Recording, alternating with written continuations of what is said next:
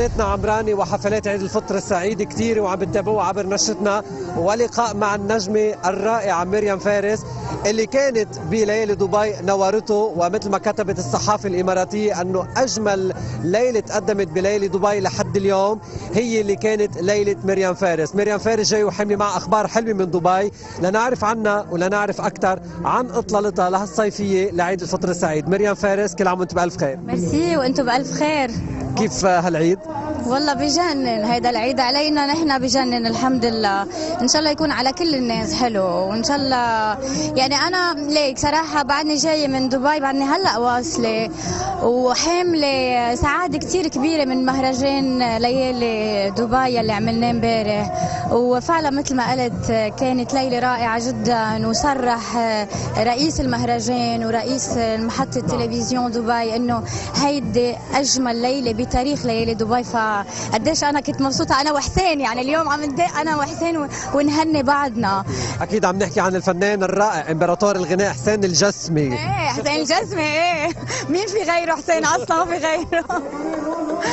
شو لما التقيتوا سوا حكيتوا شيء بالكواليس عن شي عمل فني انتوا ان شاء الله؟ صراحه انا ما بحكي انا وياه فن، نحكي بكل شيء الا بالفن انا وحسين صديقي. شو حكيتوا؟ مش هخبرك. اشياء دردشه عامه. Una botta di grazia con i prossimi night arriva e arriva, arriva e arriva, pochi sere, pochi sere, pochi sere.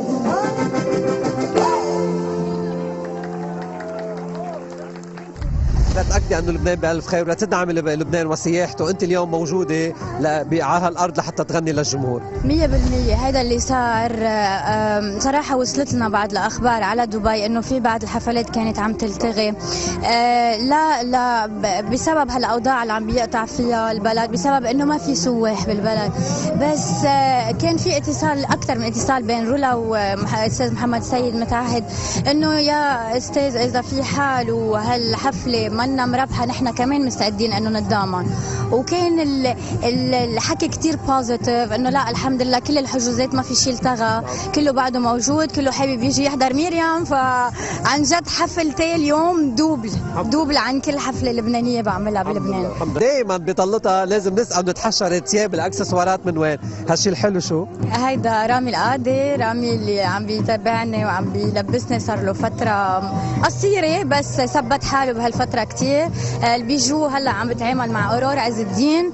اورور عم تعمل لي سبيشال بيسز اوردر اذا فيني اقول، لكل لوك عم بيكون في بيس معين عم تنلبس لمره وعم تعجب كل الناس. نعم. وريحتك الفواحه يا عمي 212 وما بغير. ما بتتخيلوا قد ريحتها حلوه. ما بغير كارولينا هيرارا وما بغير. يا عمي شو بتلبق على برج الثور، انا بحبها كثير. لازم تعطونا. وساري صار الله، وساري صار الله، وساري صار الله، وساري صار الله، حب حبيبك صار الله، وساري صار الله، حب حبيبك صار الله، وساري صار الله، وساري صار الله. مريم سفيرة الجوجل، شو اخبار الجوجل وامتى في هانج اوت تاني؟ جوجل بألف خير. طبعا على طول بيكون في معايدات بيننا وبينهم، وبكل مناسبات بيكون في حكي. ان شاء الله هلا رح يكون في هانج اوت جديده بنبقى بنعلن عنها. نكون معك هالمره. ايه الف اهلا وسهلا، اكيد رح يكون في هانج اوت جديده ان شاء الله. بنقول لك الف مبروك كليب ارتاح.